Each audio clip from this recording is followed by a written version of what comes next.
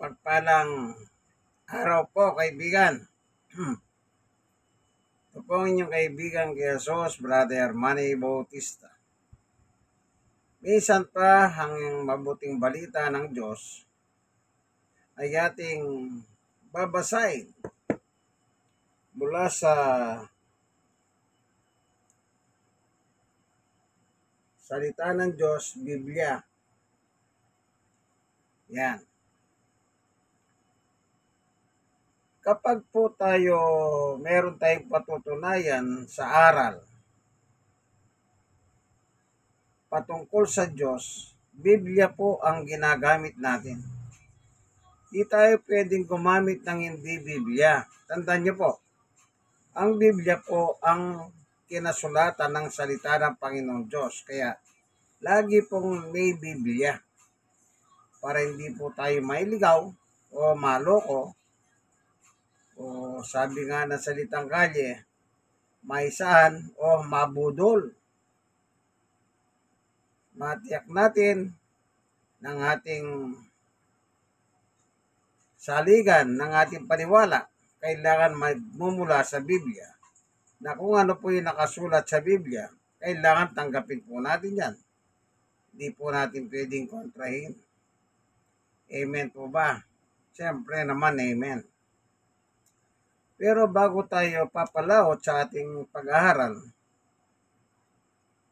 mabuting bagay na lalapit tayo sa Diyos upang ang Diyos ang tumulong sa atin, siyang pumatnubay sa ating pag-aaral. Sapagkat salita ng Diyos yan, mabuting bagay na ipagkatiwala sa Kanya para makatiyak tayo na tama ang ating maririnig.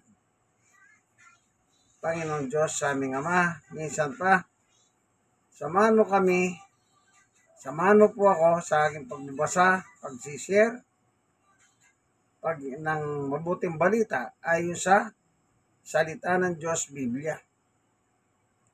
Ito pong ating kukunin. Salamat po sa ngalan ni Jesus. Amen. Meron po kasing mga paniwala ang ibang mga reliyon. Ito yung pinangahawakan nila. Okay, babasahin po natin. Dito po sa Isaiah 45. Gamit tayo nito para maliwanag. Po. 45:18.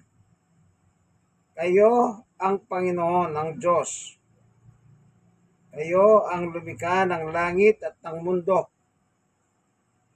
Hindi nyo ginawa ang mundo nang walang nabubuhay. Ginawa nyo ito para matirahan. Sinabi nyo, ako ang Panginoon at wala nang iba pa. Yan. So, tinitiyak ng Panginoon Diyos na ako ang Panginoon at wala nang iba pa. Dito po ngayon sila sumesentro. Ito po ang kanilang binabatayan. Ito yung kanilang binabatayan na kaya si Jesus, ang anak ng Diyos na buhay, hindi nila tinatanggap na Diyos. Kasi nga po, napakaliwanag na sinabi ng Panginoon Diyos na anong sabi niya? Ako ang Panginoon at wala nang iba pa. Kaya pag sinabi mong si Jesus ay Diyos, doon na kayo magkakaroon ng debate. Pero kung inyo pong mapapasin ang talatang ito, itutuloy lang natin bakit sinabi ng Panginoon Diyos, ako lang. Ulitin natin ha.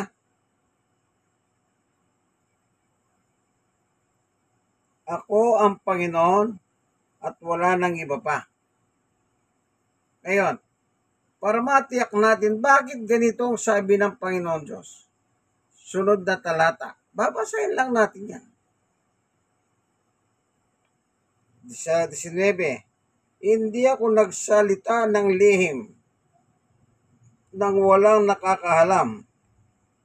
Hindi ko sinabi sa mga lahi ni Jacob. Ang Israel po yun, Jacob. Na dumulog sila sa akin. Na wala naman silang matatanggap sa akin. Ako ang Panginoon. Nagsasalita ako ng katotohanan. Sinasabi ko kung ano ang dapat.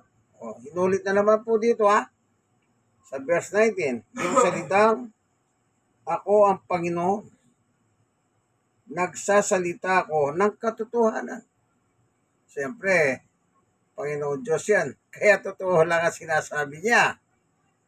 Opo. Tuloy natin. 20. Sinabi pa ng Panginoon, magtipon kayong lahat at lumapit sa akin. Kayong mga tumakas mula sa mga bansa. Walang alam ang mga nagdadala ng mga Diyos-Diyosan nilang kahoy. Nananalangin sila sa mga Diyos-Diyosang ito na hindi naman makapagliligtas sa kanila. Kaya pala sinabi ng Panginoon Diyos, ako lang at wala nang iba. Kasi po yung bayan na, anong sabi rito? Lahi ni Jacob. O ang bayang Israel. Sila pala ay may mga kinikilalang Diyos na Diyos-Diyosan. Yan. E di, dyan palang mabubuking sila. Kanya lang, pag wala kang alam sa Biblia, akala mo talagang masisilo ka nila . Okay? Tuloy pa natin. 21. Magsanggunian kayo at sabihin ninyo, inyong usapin, sino ang umula noon tungkol sa mga bagay na mangyayari? Hindi ba ako ang Panginoon? Wala nang ibang Diyos. Ako lang ang Diyos na matuwid at tagapagligtas. Yan. Inulit na naman Panginoon Diyos. Ako lang ang Diyos. Ang kausap niya po ay ang lahi ni Jacob. Ito po yung Israel. Kasi po dati pangalan nila Israel at tinawag sila ng Jacob ng Diyos. Nakita ninyo ang problema? Kaya pala inulit-ulit ng Diyos na wala nang ibang Diyos. Ako lang ang Diyos na matuwid at tagapagligtas. 22. Lumapit kayo sa akin para maligtas kayo. Kayong lahat sa buong mundo. Buong mundo na po. Sapagkat ako'y Diyos at maliban sa akin ay wala nang iba pa. Paulit-ulit pong sinabi ng Diyos sa mga tao. Ako lang ang Diyos, wala nang iba. Ito po yung pinangahawakan nila. Pero pag binasa mo, yung palang mga lahi ni Jacob o ang bayang Israel, meron pala silang Diyos-Diyosan. Ito.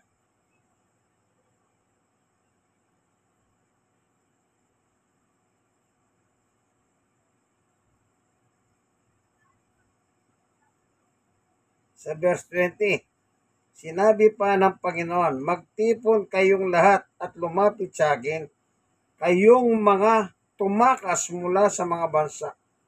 Walang alam ang mga nagdadala ng mga Diyos-Diyosan nilang kahoy. Pag sinabi pong Diyos-Diyosan, hindi po Diyos yun, gawa sa punong kahoy na patay yun.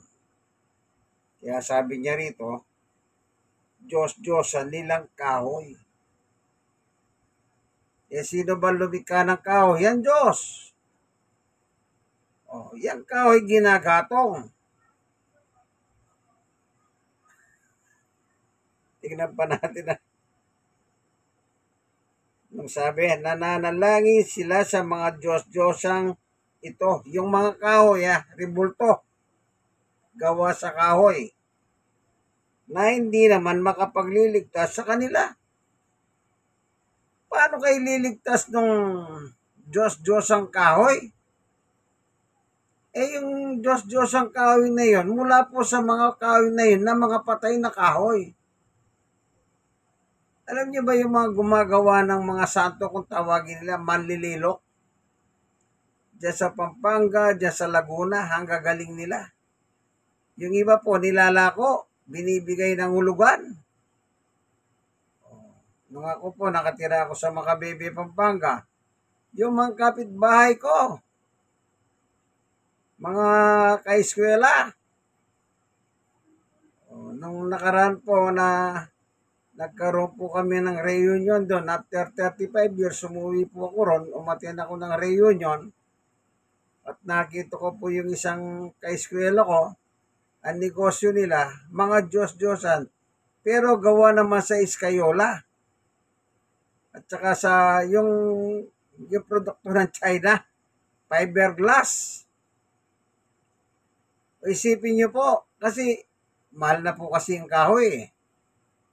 Maghanap ka pa ng patay na punong kahoy. Bibilin mo pa yun. Mabigat, itatrack mo pa yun. Samantalang yung ginagamit nilang fiberglass ay nagmumula po sa China. O yung mga Iskayola. O yung mata ng mga santo, gawa naman po sa basag na fluorescent. Doon po, kaya makitab yun Yung pilik mata naman, mula po sa mga aso. Balayibong aso ng itim, o kaya kung walang itim, kinukulayan po ng food color na itim yun. Para po mailagay nila sa pilik mata ng santo nila, o yung rebulto, dinidikit naman sa papel di hapon. Kasi po, doon sa amin, sa Makabebe, maraming gumagawang ganyan At nilalako po, ulugan. Yan. Ito pala yung tao kaya pala sinabi ng Diyos, ako lang ang Diyos, wala nang iba. Kasi po pala, ang mga bayang Israel o lahi ni Jacob, bagamat naniniwala sila sa Diyos, meron din po silang mga rebulto na gawa sa kahoy. Tignan nyo po sa Isaiah 44 naman. Ang basahin natin yung 44. Ano po nakalagay naman? Simulan natin sa 19.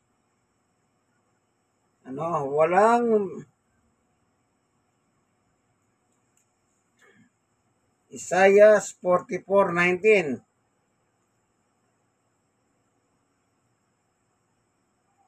Walang nakakaisip na magsabi, ang kaputol ng kahoy ay ipinagluluto ko ng pagkain, ipinag-iihaw ng karne, at aking kinain. Gagawin ko bang kasuklam-suklam na rebulto ang natirang kahoy? Sasambahin ko ba ang isang pirasong kahoy? 20. Ang mga gumagawa nito ay parang kumakain ng abo. Ang angal niyang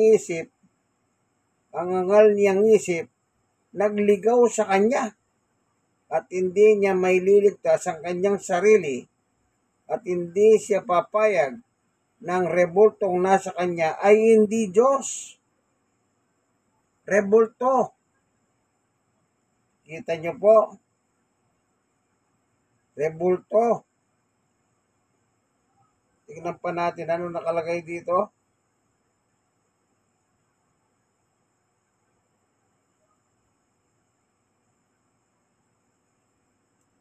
Ito, meron nakalagay dito. Simulan natin dito sa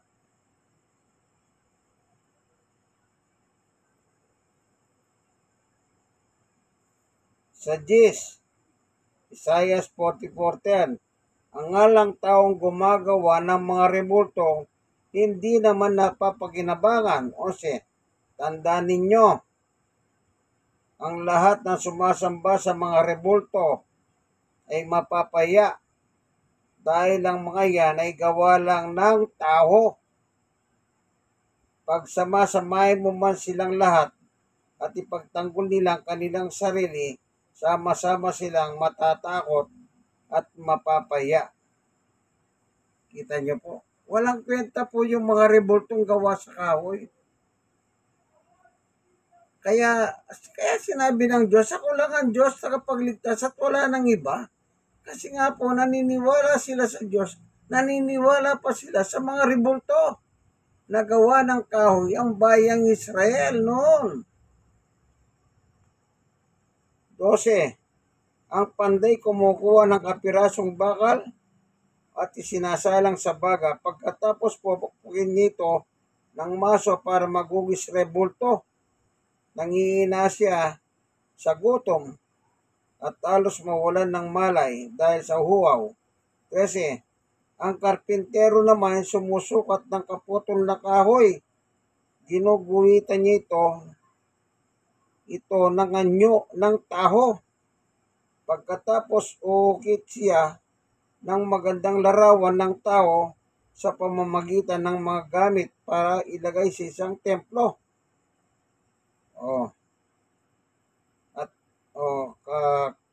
14. At para may magagamit silang kahoy, pumuputol siya ng cedro, encina o sipres na kanyang itinanim sa kagubatan. Nagtanim din siya ng puno ng abeto at sa kakadilig ng ulan ay tumubo. Kasi ang ibang piraso ng kahoy ay ginagamit niyang panggatong para pampainit at panluto ng pagkain at ang ibang piraso ng kahoy ay ginawa niyang rebulto na niluluhuran at sinasamba. 16. Ang ibang piraso naman ay pinanggagatong niya at sa baga nito ay naghihiyaw siya ng karne. Pagkatapos ay kumakain at nabubusog. Nagpapahinit din siya sa apoy at sinabi niya, ang sarap ng hinit. 17. At ang ibang piraso ay ginawa niyang rebulto. At ang rebultong ito ay nananalangin siya. At sa rebultong ito ay nananalangin siya, iligtas mo ako dahil ikaw ang aking Diyos. Kita niyo po, tinatawag nilang Diyos ang mga rebulto. Ayan Yan ang ginagamit ng Iglesia ni Kristo para patunayan si Jesus daw po, hindi Diyos.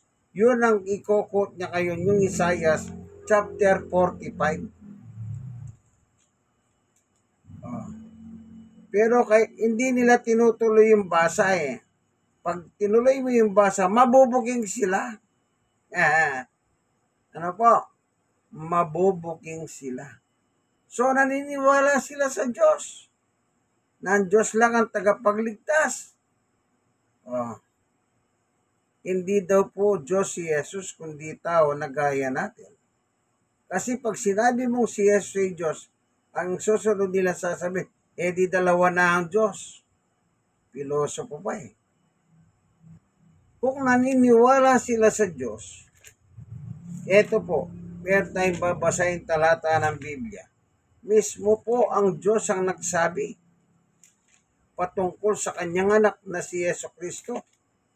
Ganito ang mababasa sa libro ng Hebreo. Ito po Hebreo chapter 1 verse 8. Ngunit ito naman ang sinabi ng Diyos tungkol sa kanyang anak. Ang kaharian mo, O Diyos, ay magpakailanman at ang paghahari mo ay makatwiran. O maliwanag po. Ang nagsasalita ang Diyos. Anong sabi niya sa kanyang anak? Ngunit ito naman ang sinabi ng Diyos tungkol sa kanyang anak. Sino po ba yung anak ng Diyos? Di si Jesucristo. Bugtong na anak.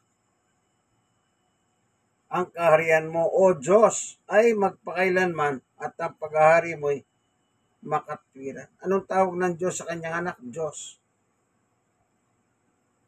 Pagkatapos, hindi sila naniniwala dito. Hindi sila naniniwala. Sa King James Version, yung luklukan ng Diyos, yun daw po ang Diyos, yung luklukan. Ano ba yung luklukan? Silya. O yung nakaluklok si Jesus. Yun daw pong linuluklukan ni Jesus, yung silya. O, itong mga kultong ito mag-isa politika, ang galing nilang, pero kulto naman sila. O, sa verse 10, at sinabi pa niya sa kanyang anak, sa simula, ikaw, Panginoon, ang lumikha ng mundo at ng kalangitan. Kita niyo po. Sino nagsasabi ang Diyos? Patungkol kanino? Sa kanyang anak. Yan. Pagkatapos, hindi raw totoo yan. Alam niyo yung mga ganyang klaseng reliyon? Kulto po yan. Ito po yung Iglesia ni Cristo ni tatag ni Yumao Felix Manalo. Kung membro kayo dyan, layasan niyo yan. Ang pinapanigan dyan, mamamatay tao, magnanakaw sa gobyerno. O, hindi po ba? Sino bang pinapanigan ng mga yan? Di ba yung mga Dutertes? O, nasa na yung matandang Duterte? Di ba nakakulong na? Sa dahig. Dahil po sa pagpatay at pagnanakaw. Itong anak niya ngayon, di ba? Ang daming pera. Kaya tawag sa kanya, Sara Lustay. Nilulustay po ang pera ng taong bayan. Wala pong inimbestigan, no? Ang nakasulat po, puro mga Sitseria. Pangalan ng Sitseria.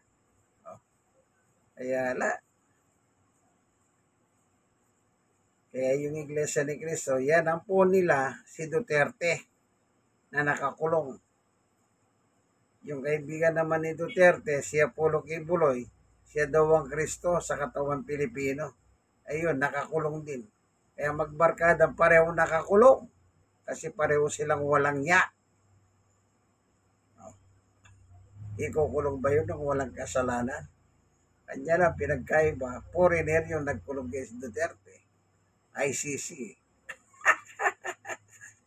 Yung si Cristong Peque, si Kibuloy, di nandun po sa kulungan dito sa Pilipinas. Tandaan niyo po, yung sinasabi nilang kinukot nila, yung chapter 45 na sinabi ng Diyos sa kulangan Diyos. Alam niyo, basahin niyo pong diretso yun, makikita niyo yung depresya. May mga kinikilala pala mga Diyos-Diyosan ng mga tao noon. Kaya po nasabi ng Diyos na ako lang ang Diyos, wala nang iba. Yung pala nga ako nalang-revolto, tinatawag din nilang Diyos. Nabuking sila. Siyempre, kung wala kang alam sa Biblia, ikaw ang madadali nila. Pero kung may alam ka sa Biblia, sila naman ang madadali mo. Ganun lang po. Kaya sabi ko nga po, kung gusto nyo matutunan sa Biblia, patungkol sa Diyos, magbasa po kayo. Ito po ang inyong kaibigan, Jesus Brother Manny Bautista, ginamit natin Biblia, salita ng Diyos, Biblia. Ayan nangangaral po yan nakatrumpa, ayan ang trumpa 1, 2. Naka-motorcycle siya single. Yan.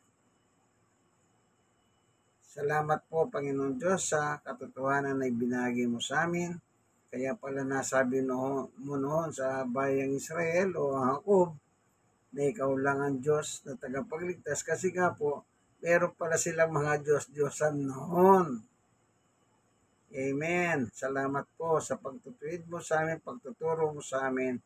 Naway yung mga nanonood ng video ito, kung hindi pa po sumasangayon sa iyo ang kanilang pananampalataya, baguhin mo po sila. Salamat po sa ngalan ni Jesus. Amen. Kayong mga nanonood ng munting video ko po, sana meron kayo natutunan, meron kayo napulot patungkol sa turot aral ng Diyos. share niyo po ito. Lalo na, dalhin niyo po doon sa mga iglesia ni Cristo. Puno. Mas maganda nga, i-share niyo sa kanila ito eh.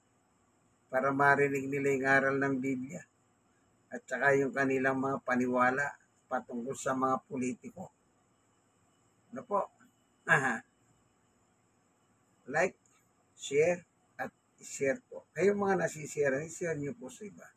God bless us all po. Bye-bye. Inyong kaibigan Jesus, Brother Manny Bautista. God bless us all. Bye-bye.